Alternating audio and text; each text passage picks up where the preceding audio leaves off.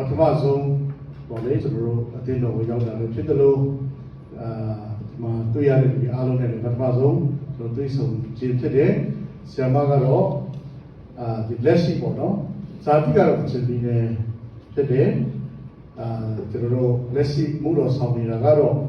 Yangoma, the Mobima, Mibame, Kali, Tatanago, Usao, Piro, Siane, Samamo, Nyata, Ama Usamide, Sama Pepare, Piro, to get it in the stage over, no? Sarone to do, Shay Senior Jal, Saray Senior Jale, Chanda Chow to Tete Kama, Samaruga, Samaru Master Tete Kama to Robasla Tete, no? Yama,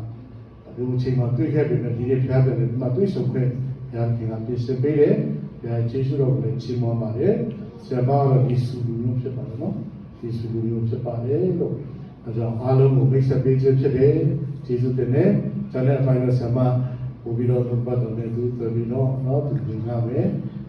Sandabiro, the Mesa from Separe. General Siagina Siamajiro, Tamago, Jelubio, okay, paid at the Jamo, Siaro Siamaro Nedu, Natame, no matter to the work can you make to Alumule, a 2G Sutele, Dochamare, Dini General to the one, no matter why you go and dread. Senior High Criminal can you support again? Set it about it, General, no matter go, did the Bible Alum, to the work, Peshibo Piccolo. Senior High Criminal can you support again? Set it. The right table to what Pachayama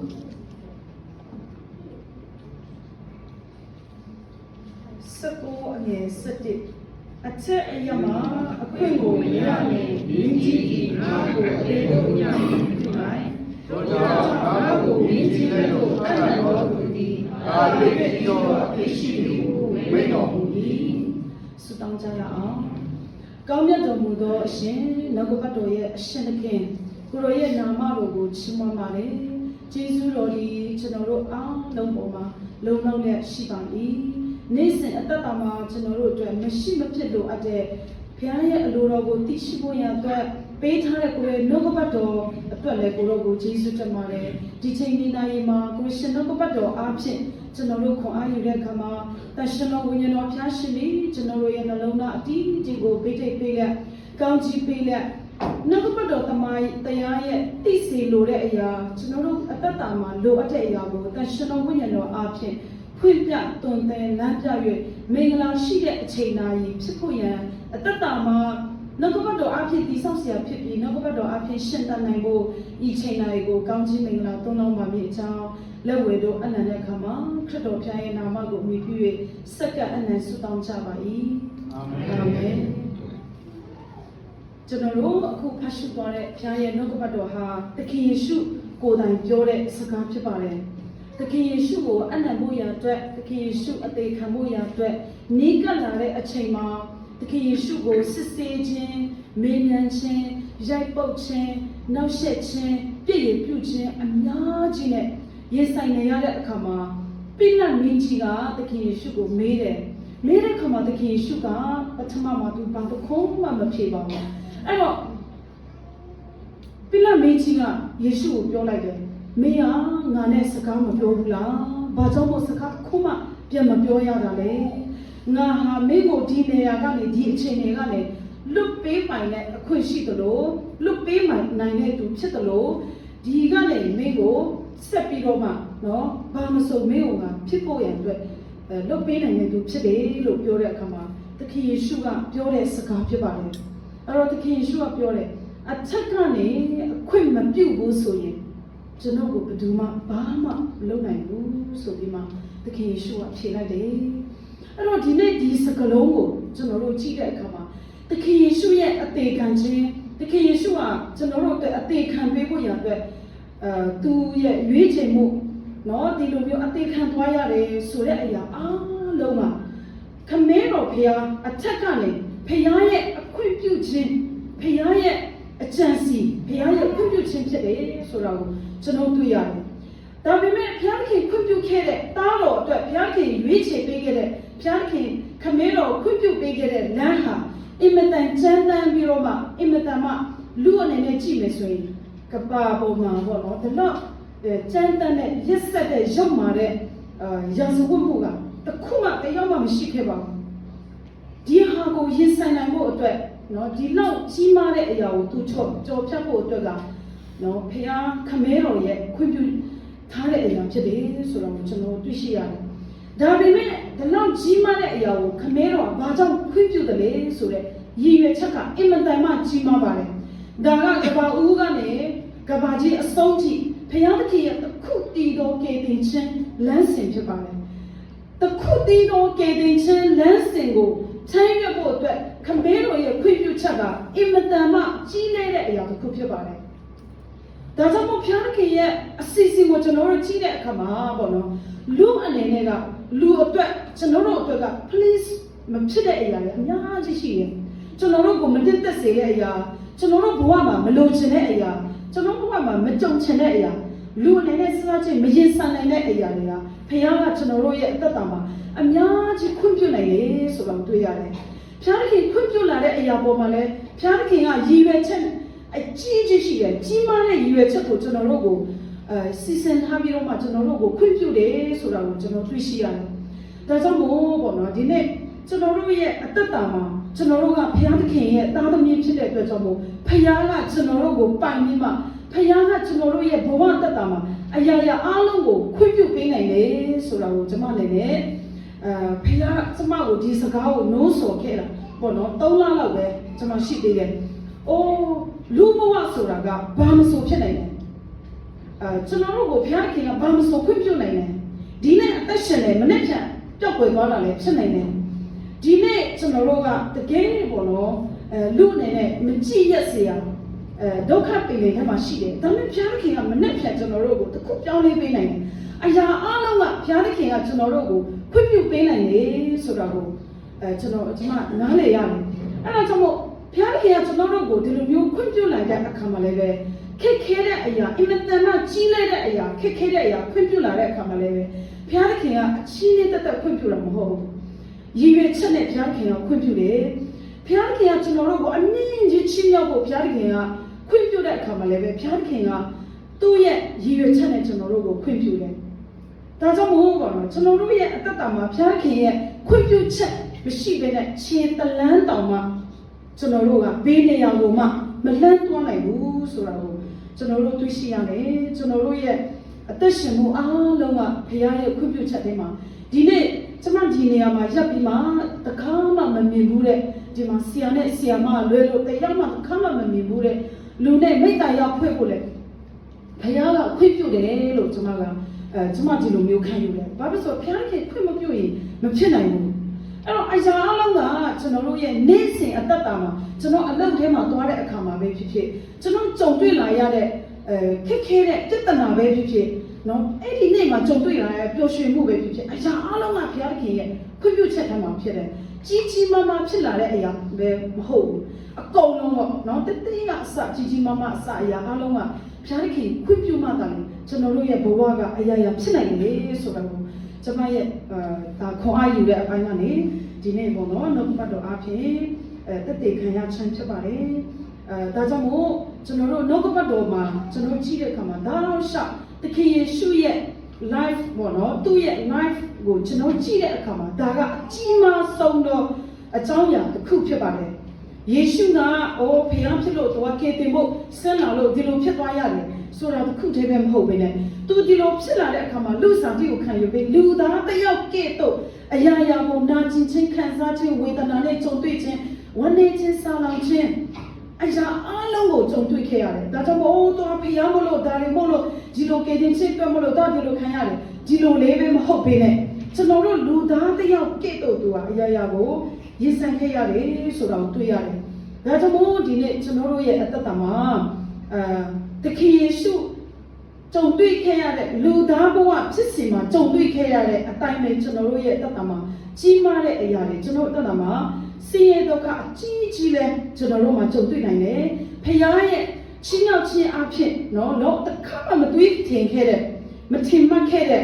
ကျွန်တော်တို့မမျှော်လင့်ထားတဲ့ကျွန်တော်တို့ရဲ့ခေါ်အားနဲ့မဖြစ်နိုင်တဲ့ကြီးကြီးကိုလည်းဘုရားခင်ကကျွန်တော်တို့ကိုချီးမြှင့်ပေးနိုင်တယ်ဆိုတာကို ကျွန်တော်တွေ့ရတယ်တမန်ကျမ်းစာထဲမှာကြည့်လို့ရှိရင်အကုန်လုံး story ကအကုန်လုံးမပြောတော့ဘူးပေါ့နော်ယောဘကိုကြည့်တဲ့အခါမှာသူ့အနေနဲ့ကတော့သူဘာမှမသိနိုင်ဘူးဒါပေမဲ့ယောဘဟာစာဒမာနရဲ့ဂုဏ်တိုက်ခြင်းပေါ့နော်စာဒမာနရဲ့ဖြစ်စည်းခြင်းကြောင့်မို့ယောဘဟာအင်မတန်ကြွယ်ဝချမ်းသာပြည့်စုံတဲ့မိသားစုနှွေးထွေးတဲ့အင်မတန်မှနော်လူအနေနဲ့ကြည့်လုံးဝပြည့်စုံနေတဲ့ဘဝကနေနေ့ချင်းညချင်းအဲ့ဒီကလည်းလုံးဝအမောင်ကိုရောက်သွားတယ်ကျမချိန်စဉ်းစားတယ်ကျမဘဝကအဲ့လိုဖြစ်သွားမယ်ဆိုလို့ရှိရင်စာတန်သားလေးကျမစီကနေအဲ့လိုအကုန်လုံးခိုးယူသွားမယ်နှုတ်ယူသွားမယ်ဆိုလို့ရှိရင်ကျမကတော့ယောဘကယုံကြည်ခြင်းရှိနိုင်မှာမဟုတ်ဘူးလို့ကျမအချိန်ပေါင်းများစွာစဉ်းစားတယ်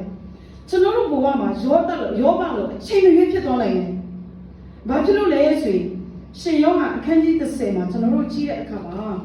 ရှင်ယောဟန်အခန်းကြီး30အငယ်30မှာကျွန်မပဲဖတ်ပါမယ်တခိုးဒီခိုးချင်းတက်ချင်းဖြစ်စည်းခြင်းကလာတတ်၏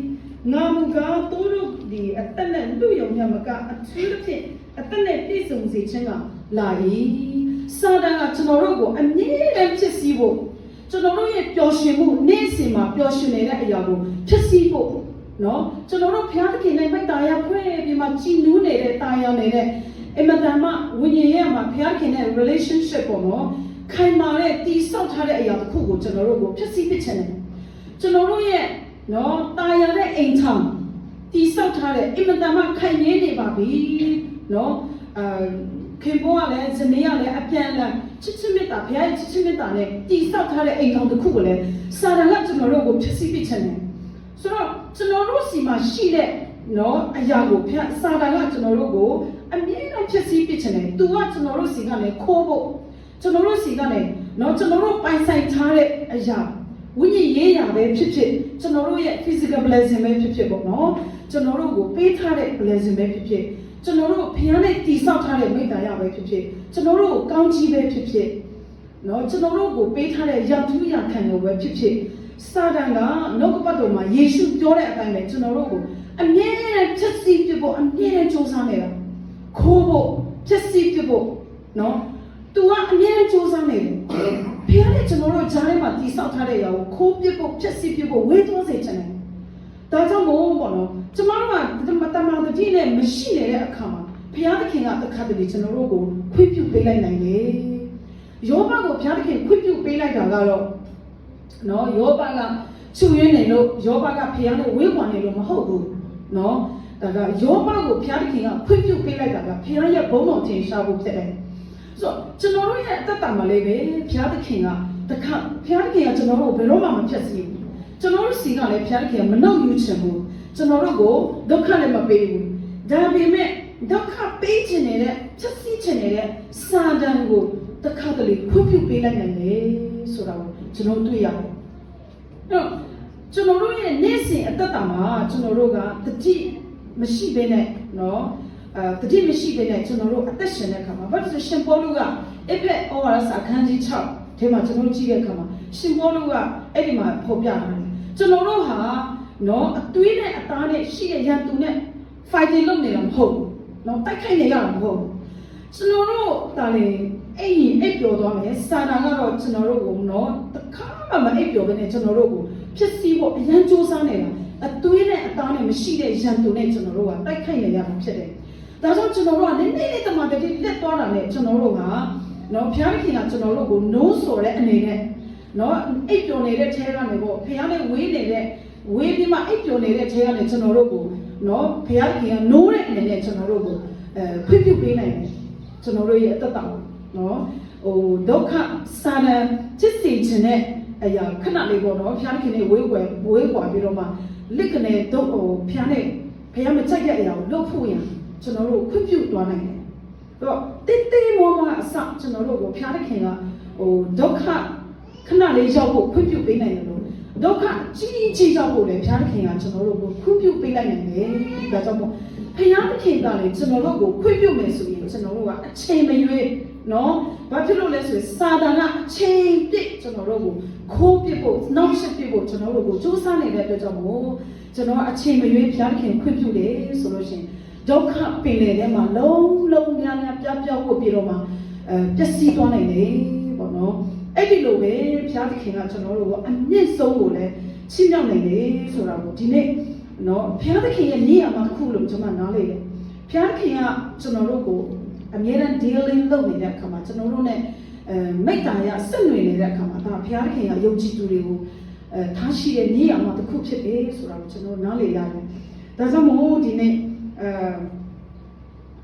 ကျွန်တော်တို့ရဲ့ဘဝအတ္တတာမှာဘုရားသခင်ကကျွန်တော်တို့ကိုနံပါတ်1အနေနဲ့ပေါ့နော်အမြင့်ဆုံးလို့ရှင်းမြောက်ဖို့ခွင့်ပြုတဲ့အခါမှာပေါ့နော်ကျွန်တော်တို့အနေနဲ့ဘုရားကနံပါတ်1အချက်နဲ့ဒီနေရာမှာကျွန်မ3ချက်ပေါ့နော်အဖြစ်ဝင်လာခြင်းနဲ့နံပါတ်1အချက်နဲ့ဘုရားကကျွန်တော်တို့ကိုအမြင့်ဆုံးလို့ရှင်းမြောက်လိုက်တဲ့အခါမှာကျွန်တော်တို့ကအိုးငါတော်နေလို့ငါဒီလိုဒီ skill တွေရှိနေလို့နော်ငါမှဒီအရေးချင်းတွေဒါတွေပြည့်ဝနေလို့ဒါမှမဟုတ်သူ့ထက်ကျွန်တော်ကနည်းနည်းချောနေလို့ခက်နေလို့တော်ကီကောင်းနေလို့ဒီလိုမဟုတ်ဘဲနဲ့ကျွန်တော်တို့အမြင့်ဆုံးလို့ရောက်တဲ့အခါမှာပုံပြီးနှိမ့်ချပြီးတော့မှဘုရားသခင်ကဒီနေရာမှာကျွန်တော်ကိုဘာဖြစ်လို့ပို့ဆောင်တယ်လဲဘာကြောင့်ဘုရားသခင်ကကျွန်တော်ကိုဒီနေရာမှာထားတော့လေဘုရားသခင်ကကျွန်တော်ကိုလှုပ်စေခြင်းနဲ့ကျွန်တော်ကိုလှုပ်စေခြင်းနဲ့ရည်ရွယ်ချက်ကပါလေဆိုတာကိုကျွန်တော်တို့ပို့ပြီးဘုရားသခင်နဲ့စကားပြောဖို့ဖြစ်ပါတယ်ကျွန်တော်တို့အခုတမန်ကျမ်းစာထဲမှာဆိုရင်ယောသရဲ့အသက်တာကိုကြည့်တဲ့အခါမှာကျွန်မအတွက်ပေါ့နော်ဒါယောသကကျွန်မအတွက်အကောင်းဆုံး model ဖြစ်တဲ့ကျွန်မအရန်ကြိုက်တဲ့ story ဖြစ်တယ်ပေါ့နော်ယောသကိုကျွန်တော်တို့ကြည့်တဲ့အခါမှာယောသကိုလူအနေနဲ့ကြည့်လိုက်မယ်ဆိုရင်သူ့အကိုတွေကတကယ်လဲဆိုးတယ်ပေါ့နော်ဒါကိုယ့်ရဲ့ညီဖြစ်တဲ့သူကိုမုန်းနေတာမကနော်စကားတော့မပြောချင်တော့အောင်သူ့ညီကိုမမြင်ချင်တော့အောင်ဒီလောက်ကြီးမုန်းပြီးတော့မှသူ့ညီကိုပြောမယ်ဆိုရင်တတ်လိုက်တာနဲ့အတူတူပဲနော်ဒါသူတို့လက်တွေ့တာသူတို့မတတ်လိုက်တာမိမိညီအကိုကိုမုန်းတော့သူတိရောခန်းကြီး3ရက်ဆက်မှာမိမိညီအကိုကိုမုန်းတော့သူကလူအသက်ကိုတတ်တဲ့သူဖြစ်တယ်လို့ပြောတယ်ဒါကြောင့်သူတို့ကလက်တွေ့မတတ်လိုက်ဘူးဒါပေမဲ့တတ်လိုက်တာနဲ့အတူတူပဲဘုရားရဲ့အမြင်မှာဆိုတော့ဒီလောက်ကြီးသူတို့ရည်ရွယ်ပြီးကြံစီရည်ရွယ်ချက်ရှိနဲ့လုပ်ခဲ့ပေမဲ့တကယ်တမ်းကျတော့ယောသဟာဘာဖြစ်သွားတယ်လဲဆိုလို့ရှိရင်အေဂုတုရှင်ဘုရင်ရဲ့ဒုတိယဘုရင်အဆင့်ကိုရောက်သွားတယ်ဆိုတော့တွေ့ရတယ်အဲ့ဒီခါမှာယောသကအင်မတန်မှနော်ကျွန်တော်တို့ရဲ့အသက်တာမှာတင်ရစရာကောင်းတဲ့အရာကဘုရင်နော်ဖာရောဘုရင်ကပြောတယ်ရာထူးအဖြစ်တာလေငါကမင်းရဲ့အထက်မှာရှိတယ်တကယ်လောက်ပိုင်ခွင့်အနေနဲ့ကမင်းကငါချက်ပို့ပြီးမှမင်းကငါအခွင့်ပြုထားတယ်ဒီလောက်ကြီးမားတဲ့ရာထူးရခံကိုရောက်သွားပေမဲ့သူ့ရဲ့ညီအကိုတွေကိုတရားနားလေပေးတယ်သူ့ညီအကိုတွေဘာမှမပြောသေးဘူးဝန်းနေပြီးအောင်နေတဲ့ခါတွေနဲ့အိုးနော်ညီကိုရောင်းစားလိုက်တဲ့အတွက်ကြောင့်မို့စိတ်မကောင်းမှဖြစ်ပါနဲ့ဘာမှတောင်းပန်တဲ့စကားတော့မပြောသေးဘူးနော်တောင်းတဲ့စကားတော့မပြောသေးဘူးသူကတခါလေသူ့ညီတွေသူ့အကိုတွေရဲ့စိတ်ကိုသူကတခါလေနားလေပေးတာ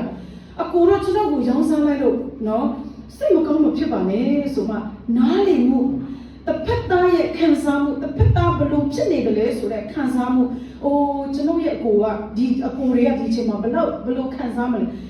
သူဘလောက်နားလေပေးနိုင်တယ်လဲတစ်စင်ကြည့်တဲ့အခါမှာကျွန်တော်တို့ကနော်အမြင့်ဆုံးလို့ရောက်သွားတဲ့အခါမှာယောသကိုအင်မတန်မှအတူယူစရာကောင်းတယ်အဲ့တော့သူ့ကိုယ်တွေကိုအခန်းကြီး44ကဘာဦးချမ်းအခန်းကြီး44မှာကျွန်တော်9မှာကျွန်တော်ကြည့်တဲ့အခါမှာသူ့ကိုယ်တွေကိုသူပြောတဲ့စကားကဘာလဲနော်အင်မတန်မှနော်ဒါကောင်းကြီးရှိပါတယ်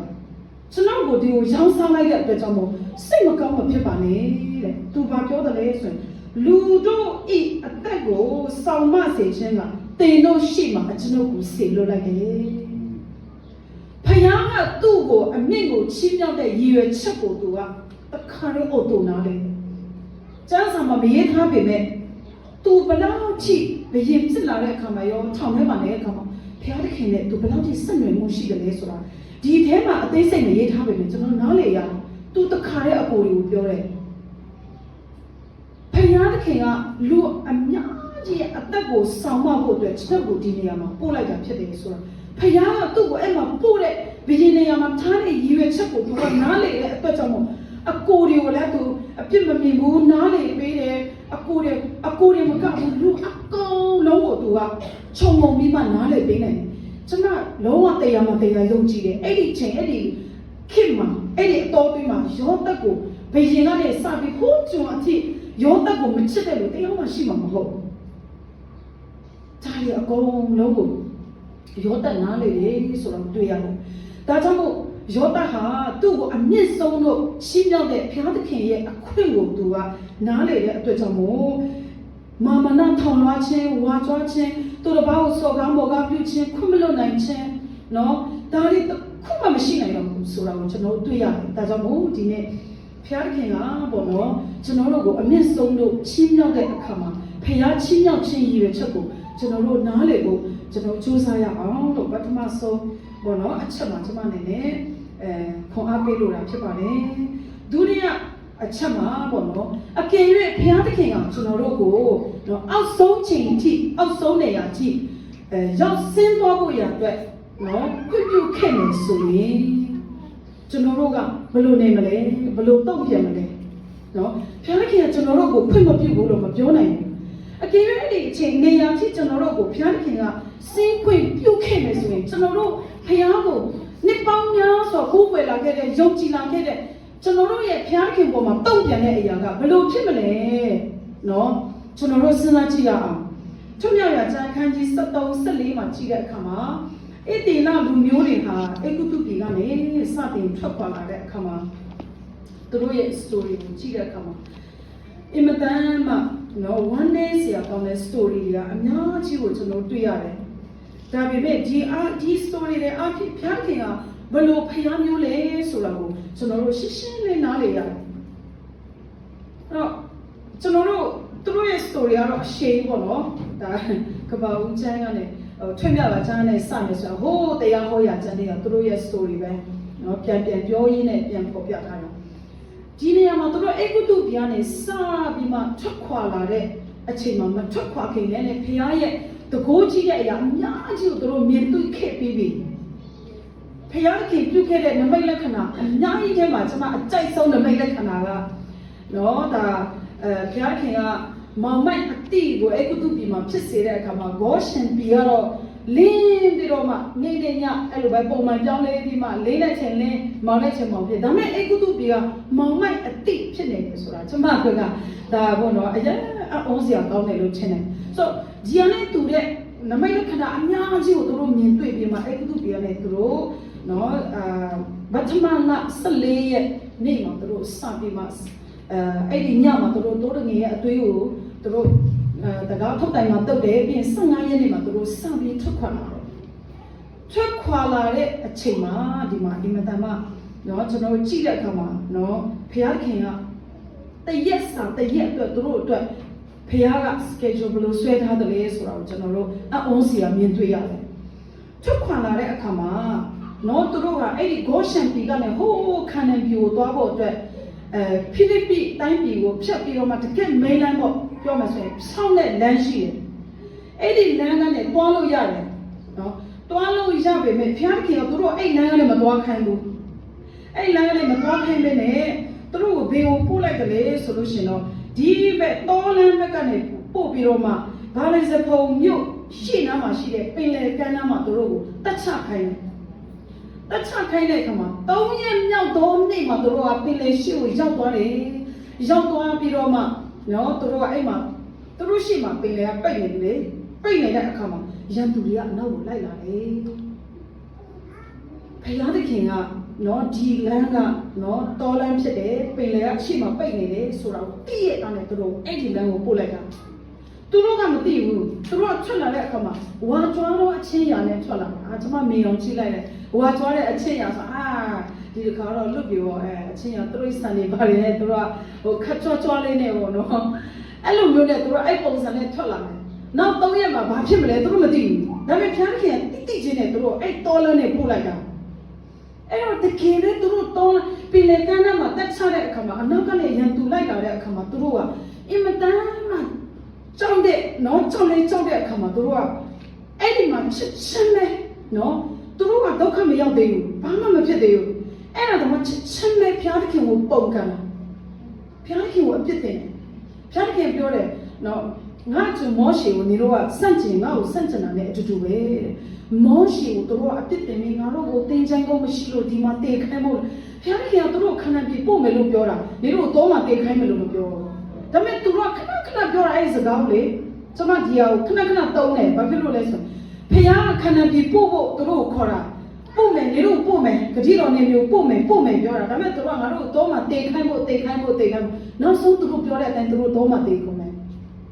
အဲ့ဒီမှာစပြီးတော့မှတို့ပုံကန်တယ်ဆိုတော့တွေ့ရှိရတယ်အဲ့တော့ကျင်းချက်တဲ့ချက်သေးနန်သေးရောက်တဲ့အခါမှာကျွန်တော်တို့ဒုက္ခကိုရောက်သွားတဲ့အခါမှာကျွန်တော်တို့ဘယ်လိုတုံ့ပြန်တယ်လဲဆိုတာကကျွန်တော်တို့အများကြီးကြီးတယ်ဒါကြောင့်ယောဘလိုမျိုးအခြေအနေရောက်သွားတဲ့အခါမှာယောဘလိုမျိုးခက်ခဲတဲ့အချိန်ရောက်သွားတဲ့အခါမှာကျွန်တော်တို့ဘုရားသခင်ပေါ်မှာဘယ်လိုတုံ့ပြန်တယ်လဲဘုရားသခင်ကိုကျွန်တော်တို့အပြစ်တင်ပါလားနော်ဒါမှမဟုတ်ရင်ဣတိလလူမျိုးတွေလိုမျိုးဘုရားသခင်ကိုပြစ်တင်ပြီးတော့မှသူတို့ကိုကောင်းဆောင်တဲ့သူကိုသူကပြစ်တင်ပါလားဒါမှမဟုတ်ကျွန်တော်တို့ယုံကြည်ခြင်းကိုတန်တရားဖြစ်သွားမလားဟောဘာဖြစ်လို့ငါဒီလောက်ထိဘုရားစကားနားထောင်နေတာဘာဖြစ်လို့ငါဒီလိုဘဝရောက်သွားရတာလဲဖခင်ကိုအရင်ချက်ပြီးနေတဲ့တရက်သုံးခါဆုတောင်းနေတဲ့သူကလည်းချက်ချင်းကျွန်တော်တို့အဲ့လိုဖြစ်သွားနိုင်တယ်ဘာကြောင့်ဒီလိုဖြစ်ရတာလဲ question တွေအများကြီးနဲ့ question တွေထုတ်လို့ရတယ်ကျွန်မလည်း question တအားထုတ်တယ်ဖျားခင်ကိုနော်ထုတ်ခွင့်ရှိတယ်ဒါပေမဲ့ဖျားသခင်ကိုမပြစ်မှားဖို့အရေးကြီးတယ်ဣတိလလူမျိုးလိုမျိုးကျွန်တော်တို့ဒီလိုကြုံတွေ့လာတဲ့အခါမှာဖျားသခင်ကိုမစွန့်ပစ်ဖို့ဖျားသခင်ကိုပြစ်မှားပြီးတော့မှမပြောလို့တဲ့မပြောအပ်တဲ့စကားကိုနော်ဒါနောက်ဖျားကိုကိုင်းဆိုင်နေတာတော့မှကျွန်တော်ကဒီလိုမျိုးကြုံတွေ့ရတာနော်တေတာပဲပိုကောင်းပါလေကျွန်တော်လွယ်လွယ်နဲ့ပါဇက်ကနေကျွန်တော်ပြောတတ်တယ်ဒီနောက်ကတအားတေခြင်းနဲ့ရှင်ချင်းကိုနော်ရှင်ချင်းကိုဖြစ်စေနိုင်တဲ့တကိုးရှိတဲ့အတွက်ကြောင့်မို့ကျွန်တော်တို့ကအဲ့လိုကြုံတွေ့လာတေတာပဲပိုကောင်းပါလေဆိုအမျိုးမျိုးပေါ့နော်အရင်ဆိုရင်ကျွန်မအကြာကြီးနဲ့အကြာကြီးဒုက္ခပါပဲဆိုတာကျွန်မအရင်ပြောတတ်တယ်ကျွန်မဝိညာဉ်တော်ကကျွန်မကိုလို့ဆိုတာဟာဒုက္ခမဟုတ်တော့မှပါဇက်ကလွယ်လွယ်လေးနဲ့အဲ့လိုထွက်သွားတယ်ဆိုတော့ကျွန်မဒီဟာကိုဘာကြောင့်ဒီစကားကိုခဏခဏပြောနေတာလဲတကယ်တော့ဒုက္ခမဟုတ်ဆိုအဲ့လိုပြင်ယူရတယ်ကျွန်မအခုချိန်လေးပြင်ယူနေတော့တင်ယူနေတော့လက်လောင်နေတော့နောက်ကပတ်တော့အဖြစ်ကိုတက်တောင်ပြုတ်ပြင်နေတော့မယ်ဒါကြောင့်မို့ကျွန်တော်တို့တခုခုဖြစ်လာတဲ့အခါမှာဘုရားသခင်မကြိုက်တဲ့စကားဘုရားသခင်မနစ်သက်တဲ့အကျင့်အမှုအကျင့်နော်ဒုက္ခတစ်ခုရောက်တာနဲ့အိမ်ရှင်မဆိုလဲဟာဒါဝါနာနေကြောင့်ပဲဒုက္ခတစ်ခုရောက်တာနဲ့ဒါမင်းဒီလိုလုပ်လိုက်လို့ကျွန်တော်တို့ကနော်ပစ္စည်းအောင်လုပ်ဖို့အရန်တွေကူတယ်ဒါကြောင့်မို့ကျွန်တော်တို့ဒုက္ခရောက်တဲ့အချိန်တိုင်းမှာကျွန်တော်ဘဝမှာဘယ်လိုအခြေအနေပဲရောက်ကျွန်တော်တို့နှုတ်ကနေပြောတဲ့စကားနဲ့ကျွန်တော်တို့ရဲ့ပြုတ်မှုတဲ့အရာကျင့်ကြံတဲ့အရာဘုရားသခင်ပေါ်မှာကျွန်တော်တို့ထားရှိတဲ့စက်နွယ်မှုကပို့ပြီးမပျက်စီးတော့ဘူးအရေးကြီးတယ်ဆိုတာကိုပေါ့နော်ဒီနေ့အကျဉ်းနာလူမျိုးတွေလိုမျိုးဒုက္ခရောက်တဲ့ခါမှာသူတို့ရဲ့နှုတ်ရဲ့အတိအကျသူတို့တည်သွားရတယ်လို့မျိုးကျွန်တော်တို့ဘဝကကျွန်တော်နှုတ်ကို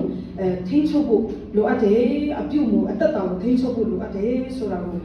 ကျွန်မအနေနဲ့အားပေးချင်တာဖြစ်ပါတယ်တတိယတစ်ချက်အနေနဲ့နော်ကျွန်တော်တို့ရဲ့အသက်တာမှာပေါ့နော်ဒီလိုမျိုးကြုံတွေ့လာတဲ့အခါမှာနောက်တစ်ခုကျွန်တော်တို့ကဘာဖြစ်လာနိုင်တယ်လဲဖျားခင်ကကျွန်တော်တို့ကိုဘာခွင့်ပြုနိုင်တယ်လဲဆိုရင်တတိယတစ်ချက်နဲ့ကျွန်တော်တို့ကလောကကြီးရဲ့လုံးဝပျောက်ကွယ်သွားတာလည်းဖြစ်နိုင်တယ်။ဘာဖြစ်လို့လဲဆိုတော့ဒါကိုကျွန်မစဉ်းစားကြည့်တယ်။ကျွန်မဒါလေးရှိအောင်မရှိတဲ့ဟာကိုရှိအောင်ကြိုးစားတယ်။ဒါလေးကျွန်မစီမှာမရှိအောင်ကြိုးစားတယ်။အကုန်လုံးပြည့်စုံနေအောင်ကျွန်မအမြဲတမ်းကြိုးစားတယ်။ဒါပေမဲ့ဒီအရာအားလုံးကစက္ကန့်ပိုင်းမှာအကုန်ပျောက်ကွယ်သွားနိုင်တယ်။ဘုရားသခင်ကခွင့်ပြုတယ်ဆိုရင်အခုလွန်ခဲ့တဲ့2021တုန်းကဆိုရင်တော့တူရကီမှာငလင်လုပ်တယ်အဲ့ဒီမှာငလင်လုပ်တာကညတကောင်ကျော်မှာငလင်လုပ်တဲ့အတွက်ကြောင့်မို့မနေ့ညမှာအကောင်းဆုံးအပျော်ရွှင်ဆုံးဘဝနဲ့အကောင်းဆုံးစင်ခံပြီးတော့မှနော်တတရရနဲ့မိသားစုနဲ့ကိုချစ်တဲ့သူတွေနဲ့ပျော်ရွှင်ပြီးမှနေခဲ့တယ်မိုးလင်းတဲ့အခါမှာလုံးဝပျောက်ကွယ်သွားတယ်တခါလေအသက်ရှင်တဲ့မြေကြီးအောက်ကိုဝင်သွားတယ်ဆိုတော့တခါလေးနဲ့ပျောက်ကွယ်သွားတယ်နော်အခုဆိုရင်ကျွန်တော်တို့မြန်မာနိုင်ငံမှာဆိုလို့ရှိရင်ဘာဖြစ်နေလဲအားလုံးသိတဲ့အတိုင်းပဲငလင်လုတ်တယ်နော်စကိုင်းမှာငလင်လုတ်တဲ့အခါမှာအကုန်လုံးအသက်ရှင်နေတဲ့စက္ကန့်ပိုင်းမှာမြေကြီးအောက်ကိုပျောက်ကွယ်သွားတယ်မြုပ်သွားတယ်ဆိုကျွန်တော်တို့ကပေါ့နော် ကျွန်တော်တို့ရဲ့ဘဝမှာဘုရားသခင်ခွင့်ပြုမယ်ဆိုလို့ရှိရင်ကျွန်တော်တို့ကလောကကြီးတွေကနေစက္ကန့်ပိုင်းမှာထွက်ခွာသွားတဲ့လူဖြစ်ကောင်းဖြစ်နိုင်တယ်ဘုရားရဲ့ခွင့်ပြုချက်တွေမှာပဲရှိတယ်ဒါကြောင့်မို့ဒီနေ့မှာပေါ့နော်ကျွန်တော်တို့ဟာပေါ့နော်အသက်ရှင်နေတဲ့ဒီနေ့တရက်အိယာကနေနိုးထလာပြီဆိုတော့အော်ငါအသက်ရှင်သေးတယ်ဂျေဇုတင်နေနော်အများကြီးမြင်မှုတဲ့ဟာမိုးနေတဲ့မျက်လုံးနှလုံးဖွင့်လာတဲ့ဒီနေ့ငါဘာတွေလောက်ရမယ်ကွာဒါတွေကလည်းရှုပ်ထွေးနေတာပါငါမှဒါလည်းမရှိဘူးဒါလည်းမလုပ်ဒါလည်းလိုအပ်နေတယ်အဲ့ဒီတယောက်ကလည်းတော်တော်ရှုပ်တာမိုးလင်းတာနဲ့အိယာနဲ့မထသေးဘူးမျက်လုံးနှလုံးပွင့်လာနဲ့ညီးထွားပြီးတော့မှနော်ကျွန်တော်တို့ရဲ့တနေ့တာဖြတ်တန်းရမယ့်ဟာကိုမကောင်းတဲ့နေရာနဲ့ကျွန်တော်တို့ကြုံဆိုတဲ့ဟာတွေအများကြီးမြင်ဖူးတယ်ဆိုကျွန်တော်တို့ကဘာဖြစ်တယ်လဲမျက်လုံးနှလုံးပွင့်တာအိုးကျွန်တော်အသက်ရှင်နေတယ်ဖခင်ကိုအသက်ရှင်ခြင်းအတွက်အသက်ရှင်ခွင့်ပေးတဲ့အတွက်ဒီနေ့ဒီအခွင့်အတွက်ကျွန်တော်တို့ကဘာလုပ်ရမလဲဆိုတော့မျက်လုံးနှလုံးပွင့်လာတဲ့ယေရှုတော်ချီးမွမ်းပါဘာလို့မှကျွန်တော်တို့အကျင့်ဦးဆုံးမတွေးပါနဲ့ဘာဖြစ်လို့လဲဆိုရင်ကျွန်တော်တို့ကအချိန်မရွေးဒီလောကကြီးနဲ့ပျောက်ကွယ်သွားနိုင်လို့ပဲဖြစ်ပါတယ်အချိန်မရွေးပျောက်ကွယ်သွားနိုင်တယ်ဆိုတာကျွန်မအိမ်မှာကလေးတွေကိုကျွန်မပြောတယ်တားလို့သမီးတို့ကျွန်တော်တို့ရဲ့ abundant love ကျွန်တော်တို့ abundant love လို့နေပေးတာ abundant love campus မှာဘုံဒီတလုံးမကြလာနိုင်ဘူးလို့ဘယ်တော့မှမထင်နဲ့လို့ကြလာတဲ့အခါမှာတင်ဟာအဲ့ဒီနေ့မှာအဲ့ဒီချိန်မှာတည်သွားတဲ့လူလည်းဖြစ်နိုင်တယ်လို့ဒုက္ခိတလေးတည်လည်းဖြစ်သွားနိုင်တယ်အသက်ရှင်ကြံရတဲ့လူလည်းဖြစ်နိုင်ဒီသုံးမျိုးပဲဖြစ်နိုင်တယ်ဒါကြောင့်မို့ပေါ့နော်ကျွန်တော်တို့ကအမြဲတမ်းနော်အကယ်၍ငါမနေ့ကပျောက်ကွယ်သွားမယ်ဆိုရင်မင်းဘယ်လိုနေမလဲမင်းဘယ်လောက်ပြင်ဆင်ထားပြီလဲ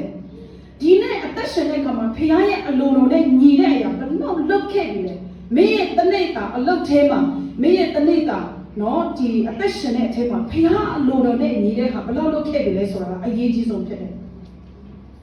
ဒါကြောင့်ကျွန်တော်အသက်ရှင်တဲ့အချိန်တိုင်းစက္ကန့်ပိုင်းမှာဖခင်ရဲ့အလိုနဲ့အညီအသက်ရှင်ရအောင်ဘာဖြစ်လို့လဲဆိုလို့ရှိရင်ခုနကတော့နော်ကျွန်တော်တို့အတင်းတော်မိခင်ဖခင်နဲ့ချီးမွမ်းသွားတာခွာရတယ်ကျွန်တော်တို့အတွက်ထာဝရပြင်ဆင်ထားတဲ့အိမ်ရှိတယ်ဟေဘရဲဩဝါဒစာထဲမှာကျွန်တော်တို့ကြည့်တဲ့အခါမှာဟေဘရဲဩဝါဒစာခန်းကြီးကို73အငယ်14ကိုကျွန်မဖတ်ချင်ပါတယ်လို့အကြောင်းမူကားငါတို့ဒီဤဘဝ၌အမြဲတည်သောမြို့မရှိ